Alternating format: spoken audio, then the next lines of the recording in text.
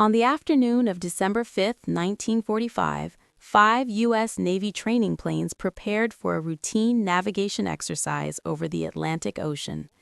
The aircraft were Grumman TBF Avenger torpedo bombers, large and powerful planes commonly used during World War II for training and combat missions. The flight took off from Naval Air Station Fort Lauderdale in Florida.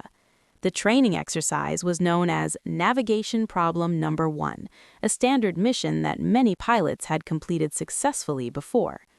The plan was simple. The 5 planes would fly east from the Florida coast for about 160 miles, drop practice bombs at a training target near the Great Bahama Bank, then continue north for a second leg of the route. After that, they would turn west and return to their base in Florida. The weather that day seemed normal for flying.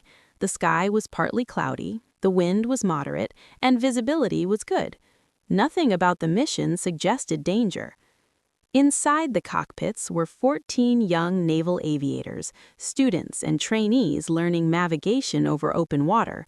For many of them, it was just another training flight, part of the routine work of becoming a Navy pilot after the end of World War II. At exactly 2:10 p.m., the 5 Avengers lifted off from the runway and headed east over the shining Atlantic. From the ground, everything looked perfectly normal. No one at the base could imagine that this ordinary training mission would soon become one of the greatest aviation mysteries in history. Leading the formation was Charles C. Taylor, an experienced U.S. Navy pilot and flight instructor. Taylor was 28 years old and had already flown many hours in military aircraft during the final years of World War II. Among the trainees, he was considered the most experienced man in the sky that day. Taylor sat in the cockpit of the lead Grumman TBF Avenger, guiding the 4 other planes that followed closely behind him. As the instructor, his job was not only to fly the mission, but also to teach the student pilots how to navigate over open ocean, where there were no roads, cities, or landmarks to rely on. Instead, the pilots depended entirely on their instruments, compasses, maps, and calculations. Taylor would lead the formation along the planned route, while the trainees practiced following his directions and maintaining formation.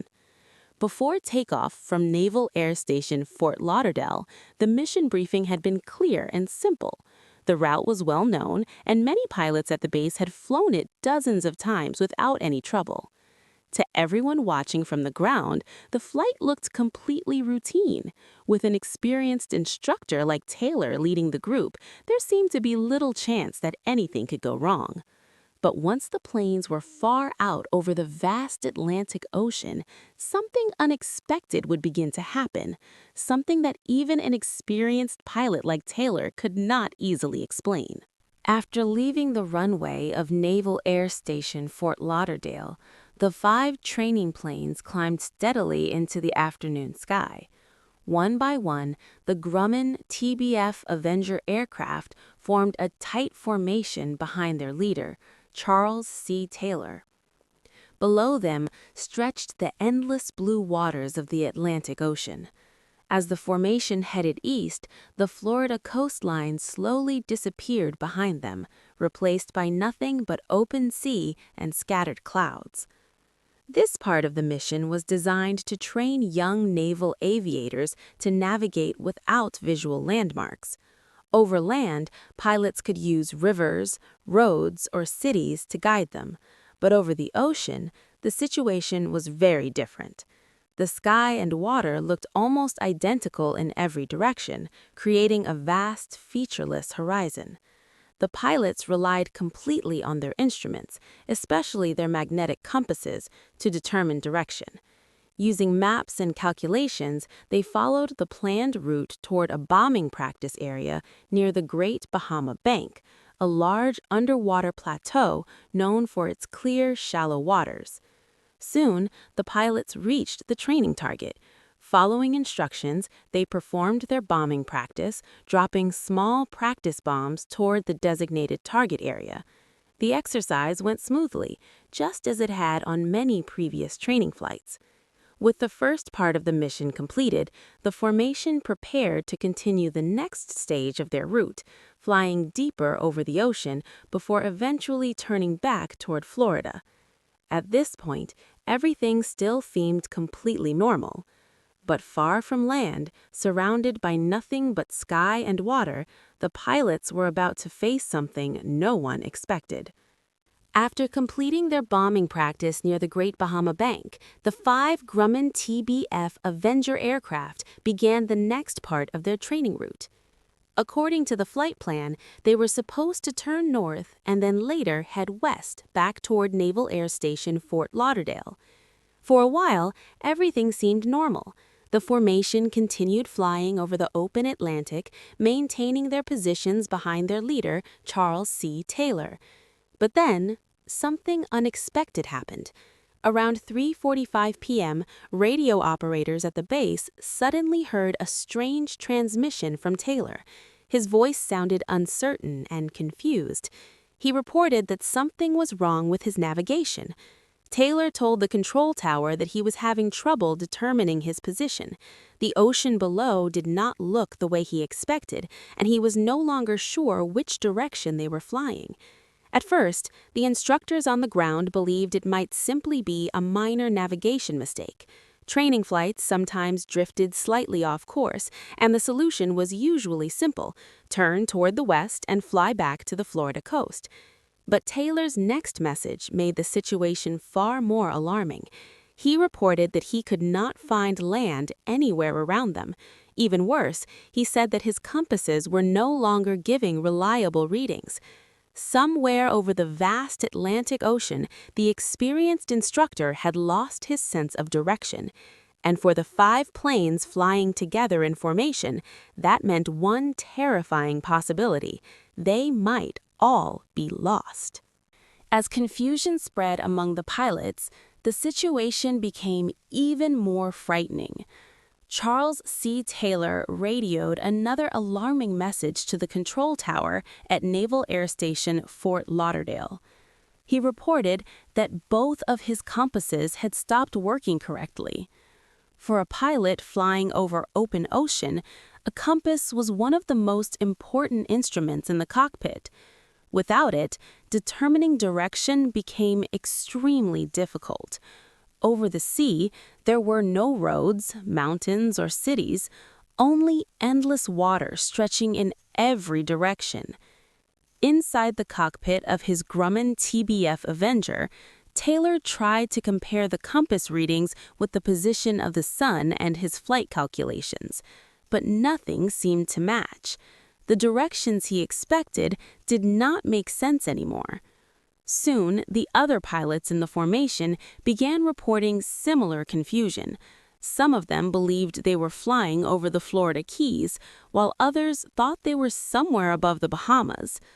The radio conversations became tense. Voices that had sounded calm earlier were now filled with uncertainty. Ground controllers tried to guide the formation back toward Florida, telling Taylor to turn west. But if his compass was malfunctioning, even a simple instruction like fly west became almost impossible to follow. Somewhere above the wide waters of the Atlantic, the 5 planes were drifting farther from safety, and the pilots were beginning to realize that they might be completely lost. As the minutes passed, the situation inside the cockpits became increasingly chaotic. The pilots flying behind their instructor, Charles C. Taylor, could hear the growing uncertainty in his voice over the radio. Each aircraft in the formation was a Grumman TBF Avenger, and inside each cockpit sat young naval aviators who were still learning how to navigate over open water.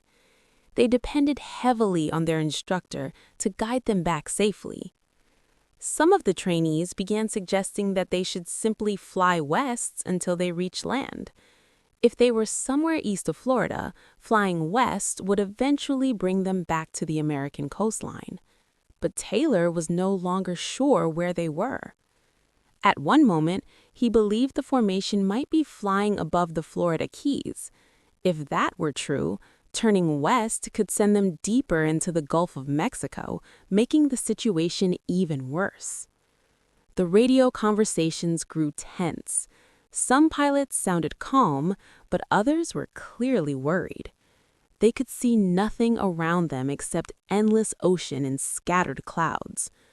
Back at Naval Air Station Fort Lauderdale, radio operators tried to guide the formation step by step, but with the planes far out over the Atlantic and their leader unsure of their position, every instruction became more difficult to follow.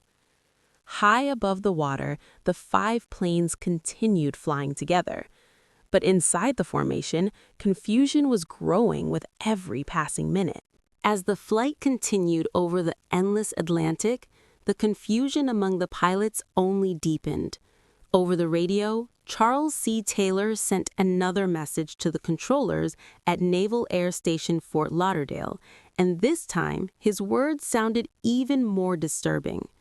Taylor reported that the environment around them looked unusual.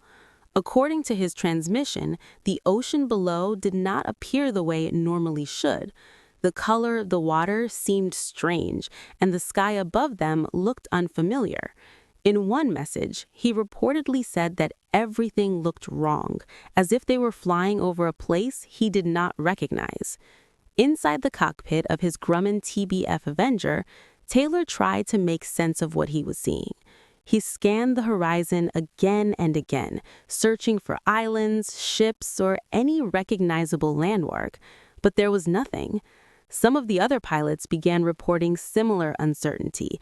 The sea stretched endlessly beneath them, and the scattered clouds made navigation even more difficult. Without reliable compasses and without clear visual references, the formation had no way to confirm their exact location. Every minute that passed made their situation more dangerous. Somewhere above the vast waters near the Bermuda Triangle, 5 Navy planes were flying in circles, trying to find their way home. But the sky, the ocean, and the horizon all looked strangely unfamiliar. While the pilots struggled to understand their position, the situation in the sky began to grow worse. Dark clouds slowly started gathering over the Atlantic, and the clear afternoon sky began to change. High above the ocean, the 5 Grumman TBF Avenger aircraft continued flying together, following the uncertain commands of their leader, Charles C. Taylor. But the weather was no longer on their side. Thick clouds began to spread across the horizon, reducing visibility. The once bright sunlight faded behind layers of gray sky, making the ocean below look darker and harder to see. For pilots already struggling with navigation, the changing weather made everything even more dangerous. Wind speeds increased, pushing the planes off their intended course. Turbulence began shaking the aircraft as they flew through rough air above the open sea. Back at Naval Air Station Fort Lauderdale, radio operators could hear the growing tension in the pilots' voices. Controllers knew that if the weather continued to worsen, finding their way back to Florida would become far more difficult.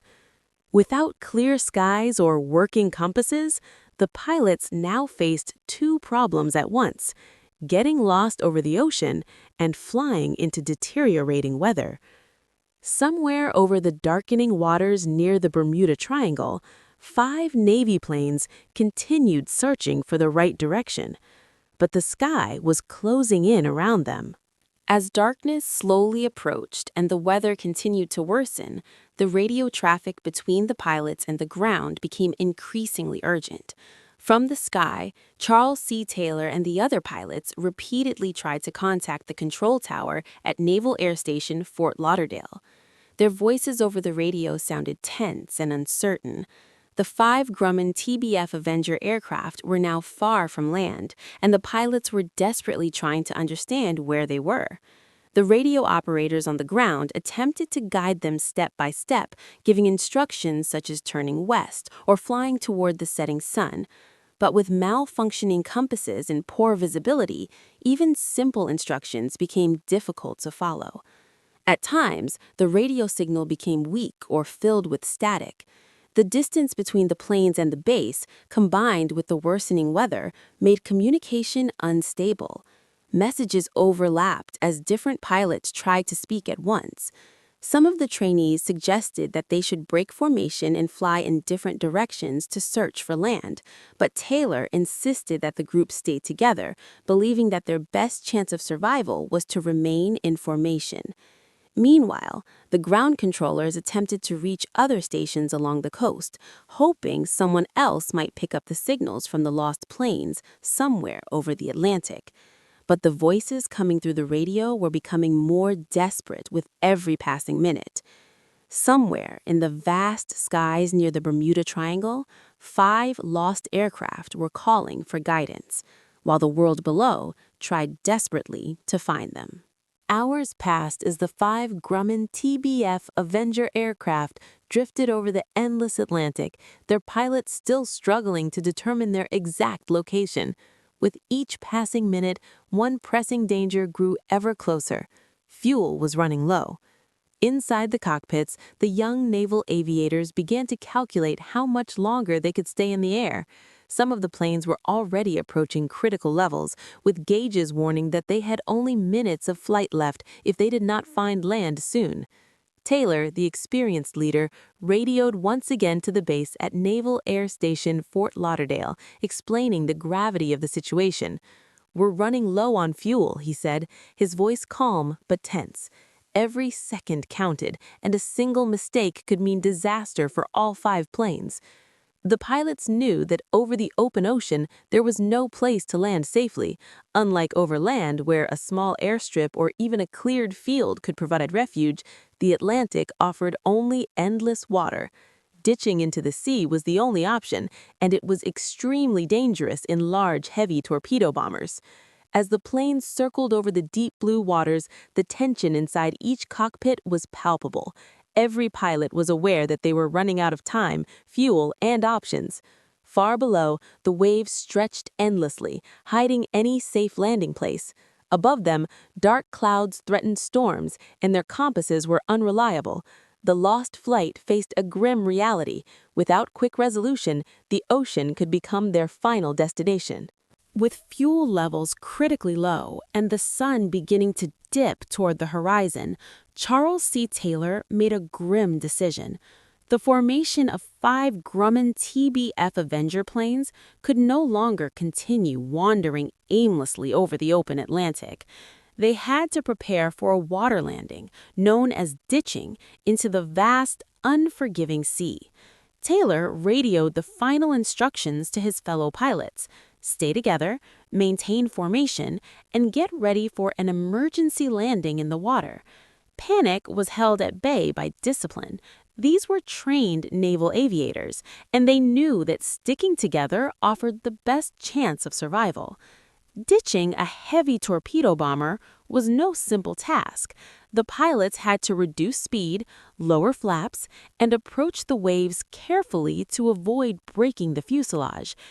Any miscalculation could flip the aircraft or shatter it on impact. The ocean, calm in some areas, could conceal deadly swells that might crush a plane instantly.